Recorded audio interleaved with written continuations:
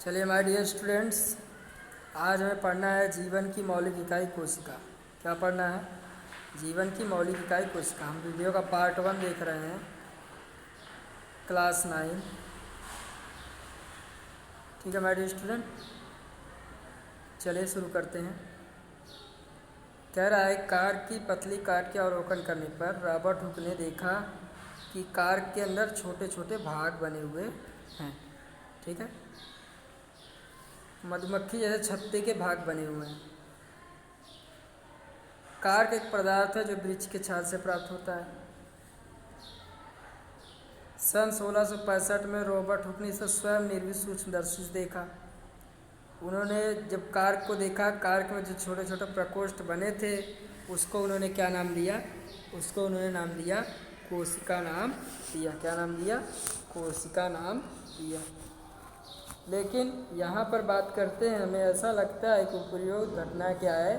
अर्थहीन है, यानी इसका कोई मतलब नहीं है। लेकिन स्टूडेंट, विज्ञान के इतिहास में बहुत बड़ी घटना थी। इस प्रकार सबसे पहले हुक ने बताया कि सजीवों में अलग अलग इकाई होती है।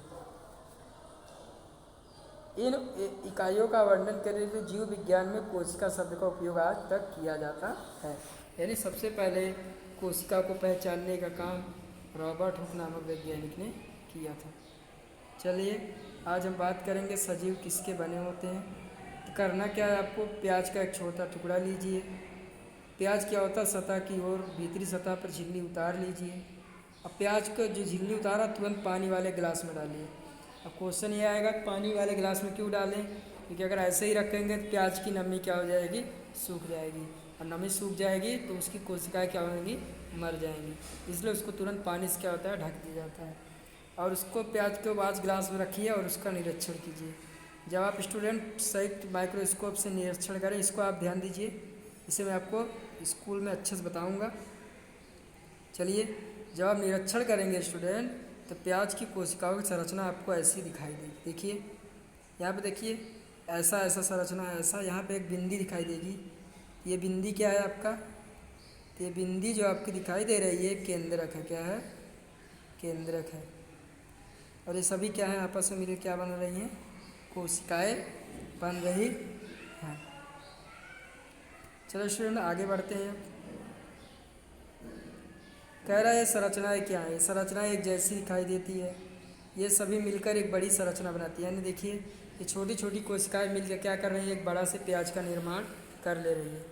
इस क्रियाकलाप से हमें ये पता चलता है कि प्याज की झिल्ली कोशिका एक समान है। यानी प्याज का आकार कुछ भी हो, लेकिन प्याज की जो कोशिकाएं होंगी उनका आकार एक जैसा ही होगा। ये छोटी छोटी संरचनाएं जो हम देख पाते हैं, ये क्या है? मूलभूत कोशिकाएं हैं। और ये सभी जीव जंतुओं में देखी जाती है। हमारे आसपास जो भी जंतु देखे जाते हैं, जो भी जीव देखे जाते हैं, सभी कोई ना कोई कोशिकाओं से बने हैं। जब आवर्धक लेंस की खोज हो गई तो उसके बाद सूक्ष्मदर्शी का आविष्कार हुआ और हमने कई कोशिकाओं के बारे में पता लगाना शुरू कर दिया। अमीबा, क्लेमेडोमोनास, पैरामीशियम, बैक्टीरिया, ये सभी क्या है? एक कोशिकीय जीव हैं। ठीक है ना? तो इन सभी में एक ही कोशिका के द्वारा ये सभी जीव क्या होते हैं? जीवित रहते हैं। यानी इनका पूरा शरीर एक कोशिका से बना होता है। एक कोशिका से बने होने के बावजूद भी अपने जीवन को टिका कर रखते हैं। बहुत सारी ऐसी सजीव होते हैं जिनमें बहुत सारी कोशिकाएं पाई जाती है, उन्हें हम बहुकोशिकीय सजीव कहते हैं। ठीक है, बहुकोशिकीय सजीव कहते हैं। बहुकोशिकीय सजीव में कोशिकाएं आपस में जो उत्तक बनाती है, उत्तक अंग का निर्माण करते हैं और अंगों से शरीर बनता है। उम्मीद है इतना आपको समझ में आया हो।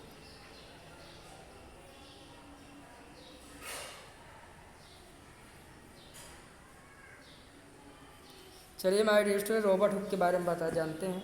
कोशिका का सबसे पहले पता रॉबर्ट हुक ने लगाया 1665 में। उसने कोशिका को कॉर्क की पतली अनगढ़ सूक्ष्मदर्शी से होता देखा। उसके बाद लेवेन हॉक ने सबसे पहले उन्नत सूक्ष्मदर्शी से तालाब के स्वतंत्र जीवित कोशिकाओं का पता लगाया। इसके बाद रॉबर्ट ब्राउन ने कोशिका के केंद्रक का पता लगाया। आपसे अगर कोई पूछे केंद्रक खोज किसने की, तो आपको बताना है कि केंद्रक की खोज रॉबर्ट ब्राउन ने की। इसके बाद जेई पुरोकंज ने कोशिका द्रव का पता लगाया। इसके बाद स्लाइडन और स्वान ने बताया कि सभी जीव जंतु कोशिका से बने हैं, कोशिका शरीर की मूलभूत इकाई है। इसके बाद विर्चो ने कोशिका का सिद्धांत आगे बढ़ाया। उसने बताया कि सभी जीव अपने पूर्ववर्ती कोशिकाओं से मिलकर बने हुए हैं। तो स्टूडेंट, आप इतना पढ़िएगा, समझिएगा, लिखिएगा। अगर अब हम इसका पार्ट 2 जो है अगले वीडियो में देखें।